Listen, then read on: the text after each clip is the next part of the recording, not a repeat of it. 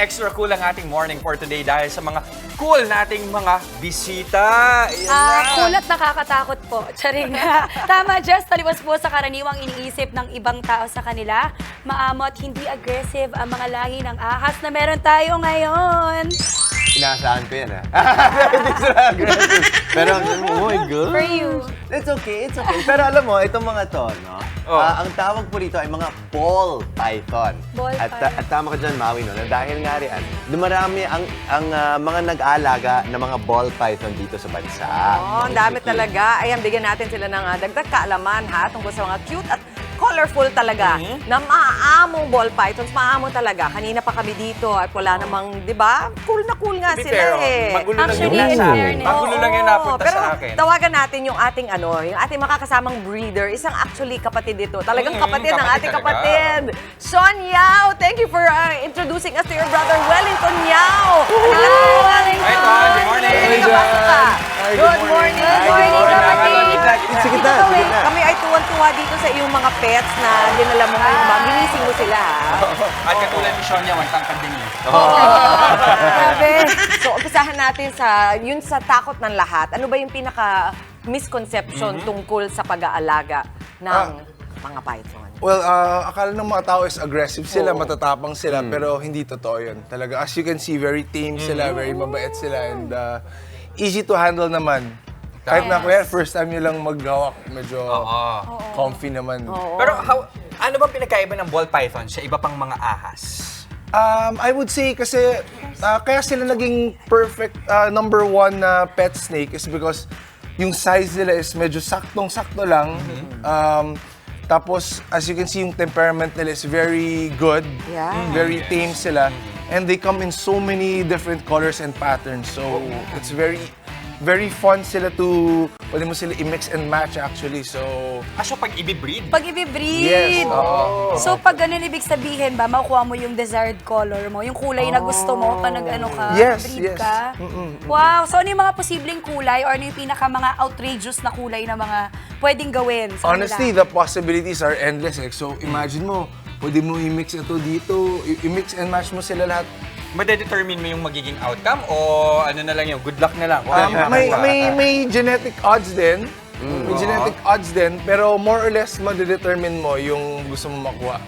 Ay! Wait, Ayan na siya! So ito to, Nakakakilig siya. full grown na ito. Adult na python na ito, si Chloe. Yes, adult na. So hindi na siya lalaki pa. Hindi na. May konti na lang siguro. Ano bang maximum na size nila or haba? Maximum is like 5 feet. Pero ano na yun, malaki na yun talaga. 5 feet? Normally, mga 2 to 4 feet ang Okay. normal na size nila. Wait, ang tanong ko, ano yung mga bawal gawin? So, kunyari, ang alam ko, minsan hindi pwedeng masyadong mabilis na mga kilos or aggressive. Ganun din ba sa kanila? Matitreaten ba sila pag ganun? I would say medyo shy yung ulo nila. So pag itap mo yung ulo, well, ito hindi na eh. Medyo sanay na kasi sa tao. Pero I would say medyo head shy sila ng konti. Head shy?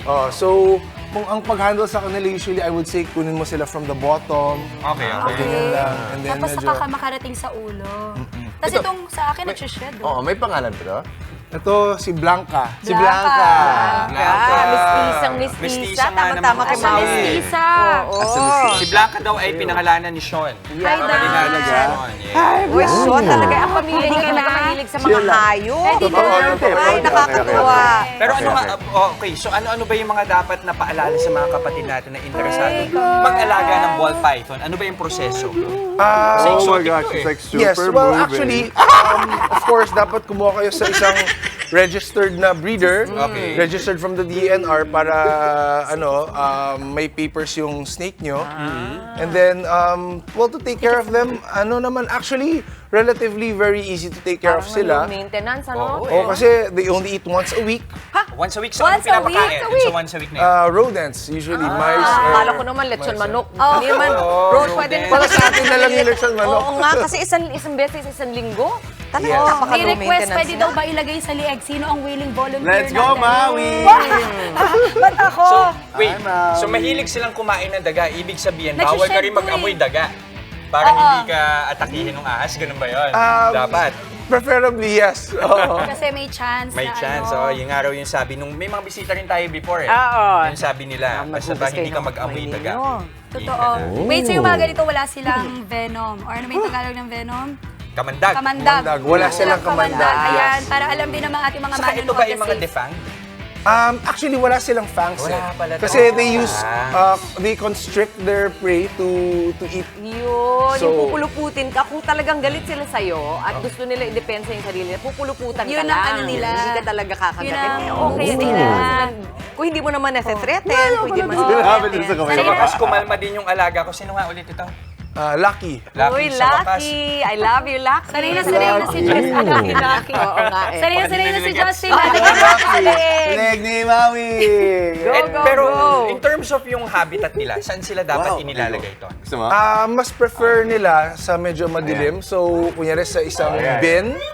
Pwede na naman sa aquarium, pero mas maganda talaga may taguan Britney sila. Spears, is that you? Taguan. Okay, Gusto okay. nila talaga nagtatago pala. Pwedeng i-let go? Hindi, pwede siyang iwan? Or kailangan hawak ko siya? Iwan ko siya? Iwan, oh, sige. Uy, Ton, tignan naman natin yung Ayan. nagsished. Wah! Itong tignan mo yung nag-iiba yung ano, si Maui, Talaga nagbabanding kayo ni Blanca. Close na kami. Close na kami. Go. Okay, so I would like to confirm mga kapatid, wala po tayong fear of snakes. Wow! Galing Galing. Sana all. Sana all. Yung hindi naman. Actually, pwede mo siyang iwan eh, oh. Pwede Tama mo ba bang yan? pakita sa amin yung mga nagsished? yung nagsished is actually itong nasa leg ni Maui ngayon. Ay, nag-iiba siya ng kulay ngayon. Oo. Oh, Iba ng kulay. anong kulay niya dati?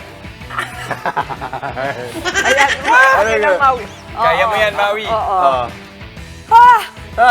Oh Ayan. my God! What? Ayan. Tama tulong. Ton. Yay, Maui! Yay! So, oo, pero to, ngayon ba, mga ilan na yung ball python na nasa inyo? Nasa mga 80 plus Ang dami. yung Wow, nasa ang collection dami. ko. Yeah. Wait, etong mga to, tulog lang ba sila? Gising sila ngayon. Pero ganyan lang talaga sila tahimik. Yes, very Okay. relaxed na sila. And So- the snakes are nocturnal eh. So, So, gising sa umaga. tulog sa umaga. Ay, tulog sa umaga, gising gising sa sa gabi. gabi. Sorry, tulog In sa short, umaga, gising sa binubulabog gabi. natin sila Oo. ngayon. Yes, Oh, this is yeah. their sleeping time. Ito yung oras hindi na sila Pero okay lang, bumabagin. sanay naman sila na binubulabog ko na. So, Okay. Pero si Mami Chicky, tinan mo, oh, parang sanay na sanay na, oh. Cute. And then, friends kami ni Chloe. Para sa isay, pero pinaluluputan. Pero sa mga kapatid natin na interesadong mag-alaga ng ball python, Ton, paano ba nila kayo makukontak? sa Facebook or sa Instagram ko, amazeballsreptiles.ph. Amaze. Amazeballs Reptiles. Tuwa. Okay, ang Tuwa. galing. Alam mo Pero pa, teka lang, magkano ba yung dapat nilang ihandang budget kung sakaling maisipan nila?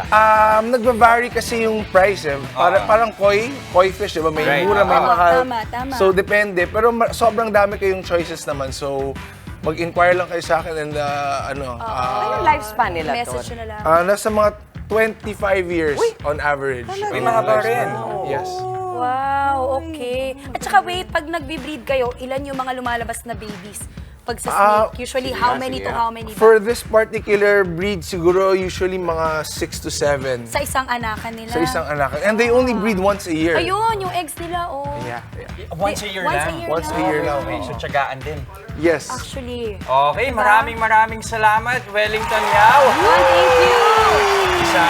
Yung isa medyo nakakapangilabot eh, no? Oo nga. Medyo nagising ako. Mga kapatid, Chiki Roa Puno po. Simulan ang inyong araw na puno ng impormasyong kapaki-pakinabang. Sama na sa isang makabuluhang umaga. Tumutok at mag-subscribe sa social media pages ng News 5.